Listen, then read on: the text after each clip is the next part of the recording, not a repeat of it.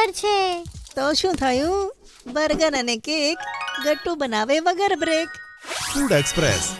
Order હોય right, coins મળશે day અને નાઈટ. લિંક છે ડિસ્ક્રિપ્શનમાં. જલ્દીથી પુન્ટુન કિડ્સ ગેમ ડાઉનલોડ કરો અને ફન શરૂ કરો. Badminton competition. સ્કૂલમાં ઇન્ટર સ્કૂલ બેડમિન્ટન કોમ્પિટિશન ચાલતી હતી અને ઓડિયન્સમાં બેઠેલા બાળકો પોતાની ટીમને જોરથી ચીયર અપ કરતા હતા. આજનો આ ઇન્ટર સ્કૂલ બેડમિન્ટન કોમ્પિટિશનનો પહેલો રાઉન્ડ શરૂ થવા જઈ રહ્યો છે. એક બાજુ છે આપણી સ્કૂલની ટીમ અને સામેની બાજુ છે એલાઇટ સ્કૂલ એકેડેમીની ટીમ. એનાઉન્સમેન્ટ થતાં જ બંને ટીમ ગ્રાઉન્ડમાં આવી જાય છે. પોતાની સ્કૂલની પહેલી ટીમથી ગટ્ટુ ચિંકી આવ્યા હતા. તેમને જોતા જ ઓડિયન્સમાં બેઠેલા બધા ચીયરઅપ કરવા લાગ્યા. ગટ્ટુ ચિંકી, ગટ્ટુ ચિંકી, ગટ્ટુ ચિંકી. ચિંકી, બધા લોકો આપણને ચીયર અપ કરે છે, પણ મને બહુ નર્વસ ફીલ થઈ રહ્યું છે. ક્યાંક આપણે હારી જઈશું તો? અરે ગટ્ટુ, શું તું પણ આટલું નેગેટિવ ના વિચારીશ અને ચાલ કોચ સર પાસે જઈએ. તે જરૂર આપણને સારી ટિપ્સ આપશે. ગટ્ટુ ચિંકી, આ તમારી પહેલી મેચ છે. આના પછી બીજા 2 રાઉન્ડ થશે. આ રાઉન્ડ માટે હું તમને એ જ ટિપ્સ આપીશ કે ખૂબ એન્જોય કરીને રમજો. કોચની વાત સાંભળી ગટ્ટુ ચિંકીની બધી ટેન્શન દૂર થઈ જાય છે.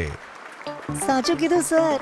અમે બહુ પ્રેક્ટિસ કરી છે અને આમને આસાનીથી હરાવી શકીશું. Let's go Chinki. Yes, let's go Gattu. પછી ગટ્ટુ ચિંકી પોતાની પોઝિશન લઈ લે છે. સામેની ટીમના ખેલાડીઓએ પણ પોતાની પોઝિશન લઈ લીધી.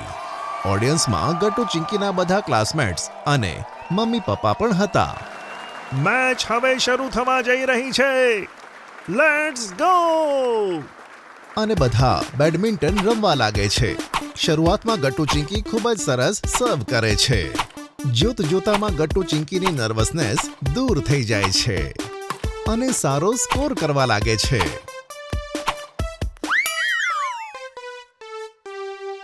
યસ. આ સાથે પહેલી મેચનો સ્કોર છે ગટ્ટુ ચિંકીના 21 પોઈન્ટ્સ અને બીજી ટીમના 21 પોઈન્ટ્સ. એટલે આ રાઉન્ડના વિનર છે આપણી સ્કૂલના ગટ્ટુ ચિંકી. એનાઉન્સમેન્ટની સાથે ઓડિયન્સ ઘણી બધી ક્લેપિંગ્સ કરે છે. ત્યાં જ હરી અને ગુડ્ડી ગટ્ટુ ચિંકીની પાસે આવે છે. હરી, ગુડ્ડી, નેક્સ્ટ રાઉન્ડમાં તમારે રમવાનું છે. જીતવા માટે આપણે 3 રાઉન્ડ્સમાંથી 2 રાઉન્ડ તો જીતવા જ પડશે. એટલે તમે પૂરો ટ્રાય કરજો કે નેક્સ્ટ રાઉન્ડમાં આપણે જીતી જઈએ. હા, જો તમે જીતી ગયા તો પછી અમારી જીત પાક્કી. હા ગટ્ટુ ચિંકી, અને તમારા બંનેનો મેચ જોઈને પછી અમને પણ કોન્ફિડન્સ આવી ગયો છે. ગુડ્ડી, હરી, તમારી પોઝિશન લઈ લો અને સરસ રમજો. તમારી સામે જે ટીમ છે બહુ જ સ્ટ્રોંગ છે. Good luck. Okay sir. Guddi અને હરી તેમની પોઝિશન્સ લઈ લે છે. જોતામાં મેચ સ્ટાર્ટ થાય છે. પણ શરૂઆતમાં જ ગુડ્ડી સ્કોર લોસ કરે છે. ઓ નો, હું સર્વ નથી કરી શકી રહી. કંઈ વાંધો નહીં ગુડ્ડી, હજુ મેચ ખતમ નથી થઈ. મેચ ફરી શરૂ થાય છે અને હવે ગુડ્ડી પોતાનો કોન્ફિડન્સ લોસ કરી ગઈ હતી. અરે ના, મેં એક હજુ પોઈન્ટ લૂઝ કરી દીધો. ગુડ્ડી, તું નર્વસ થવાનું બંધ કર અને ફોકસની સાથે રમ. હરીના આમ બોલ્યા પછી ગુડ્ડી એક લાંબો ઊંડો શ્વાસ લે છે અને ફરીથી ફોકસ કરી રમવાનું શરૂ કરે છે. આ વખતે તે સરસ રમે છે, પણ શરૂઆતમાં જ પોઈન્ટ લોસ કરવાને કારણે તેઓ હારી જાય છે. આપણી સ્કૂલની ટીમે બનાવ્યા છે 18 પોઈન્ટ્સ અને બીજી ટીમના 25 પોઈન્ટ્સ. આ સાથે વિનર છે સેન્ટ થોમસ સ્કૂલની ટીમ. હારવાના કારણે ગુડ્ડી રડવા લાગે છે.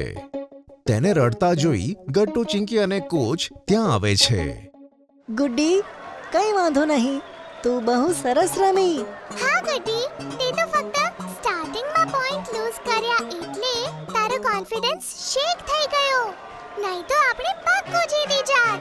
ગટ્ટુ ચિંકી, તમારે ફાઇનલ મેચમાં જીતવું જ પડશે. સર, અમે પૂરો પ્રયત્ન કરીશું, પણ ફાઇનલ્સ વાળી ટીમ સેન્ટ ગેબ્રિયલ કોન્વેન્ટની છે. શું એ ટીમ એ તો આજ સુધી બેડમિન્ટન ચેમ્પિયનશિપ ટુર્નામેન્ટ ક્યારે હારી નથી ગટ્ટુ. તે એવી રીતે રમે છે જાણે કે ટાઈગર્સ હોય. મને તો તેમનાથી બહુ બીક લાગે છે. આવું સાંભળી ગટ્ટુ ચિંકી ખૂબ જ ડરી જાય છે. કોચ પણ જુએ છે કે ગટ્ટુ ચિંકી ડરી રહ્યા છે.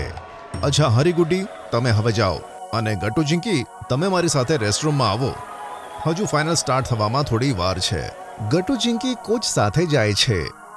ત્યાં જઈને કોચ તેમને કહે છે, જો ગટ્ટુ ચિંકી, આ એકદમ સાચું છે કે સામેવાળી ટીમ ખૂબ જ મજબૂત છે, પણ તેમને હરાવવાની એક સ્ટ્રેટેજી મારી પાસે છે. શું સ્ટ્રેટેજી સર? જુઓ, ટાઈગરની ટીમ હંમેશા જીતવાની જગ્યાએ સામેવાળાને હરાવવાનો પ્રયત્ન કરે છે. તેઓ જાણી જોઈને એવા રમશે કે તમે તમારા પોઈન્ટ્સ લોસ કરો. તેથી તેની ઓપોઝિટ ટીમ હંમેશા ડિફેન્સ કરે છે. તો સર આપણે પણ તો તેવું જ કરવું જોઈએ ને? ન ચિંકી બેટા, આવું કરવાથી તમે જીતી નહીં શકો. ઉલટાનું આજે તમારે તેમની સ્ટ્રેટેજીથી રમવાનું છે. એમના પહેલા તમે તેમના સ્કોર લોસ કરવાનો પ્રયત્ન કરજો. તમારે ડિફેન્સિવ નથી થવાનું, પણ એટેક કરવાનો છે.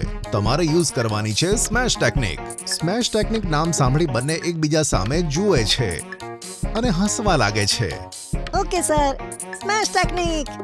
લેટ્સ ગો ગટ્ટુ, આપણે આ કરી શકીએ છીએ. યસ. અને ફરી એનાઉન્સમેન્ટ થાય છે. હવે શરૂ થવાની છે આપણી ફાઇનલ મેચ, જેમાં એક બાજુ છે આપણી સ્કૂલની ટીમ જે રમવા આવશે ગટ્ટુ અને ચિંકી, અને બીજી બાજુ છે ક્યારેય નહીં હારવા વાળી સેન્ટ ગેબ્રિયલ કન્વેન્ટની ટીમ, જેમને ટાઈગરના નામેથી પણ ઓળખવામાં આવે છે. એનાઉન્સમેન્ટ થતાં જ બંને ટીમ પોતપોતાની પોઝિશન લઈ લે છે. સૌથી પહેલા સામેની ટીમ સર્વ કરે છે અને મેચ સ્ટાર્ટ થાય છે. જેવી ટાઈગર ટીમ સર્વ કરે છે, ગટ્ટુ ચિંકી સ્મેશ સ્મેશ કહીને ફોર્સની સાથે હિટ કરવાનું શરૂ કરે છે. સ્મેશ.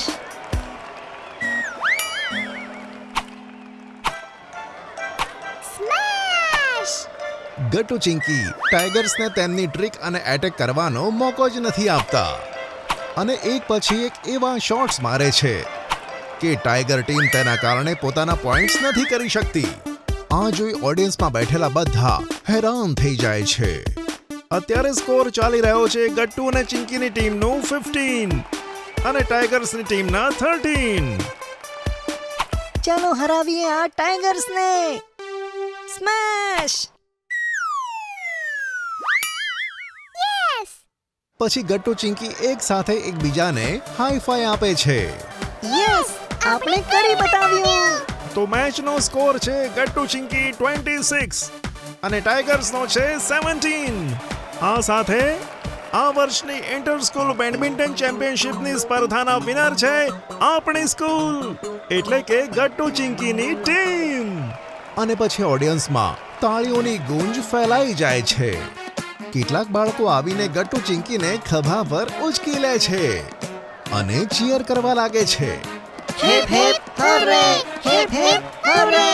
ગટ્ટુ ચિંકીએ તો કમાલ કરી નાખી. યે! પછી ગટ્ટુ ચિંકીને બેડમિન્ટન ચેમ્પિયનશિપની ટ્રોફી મળે છે અને તેઓ ખૂબ ખુશ થાય છે. જો તમને અમારી વાર્તા ગમી હોય તો પુન ટુન કિડ્સને લાઈક, શેર અને સબસ્ક્રાઇબ કરજો.